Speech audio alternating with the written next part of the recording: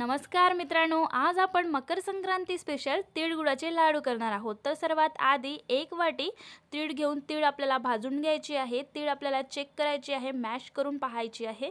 तर मॅश झाल्यानंतर तीळ भाजली समजून घ्यायची आहेत। अशाच पद्धतीने अर्धी वाटी शेंगदाणे सुद्धा आपल्याला भाजून घ्यायचे आहे। शेंगदाण्यावरचे सालट काढून घ्यायचे आहेत। 1 चम्मच साजं तूप ॲड करून सोबतच कट केलेला गुळ सुद्धा यामध्ये ॲड करायचे आहे। पाकावरती बबल्स आल्यानंतर पाण्यामध्ये पाक टाकून चेक करायचा आहे। पाकाचा मऊसूत गोळा व्हायला हवा।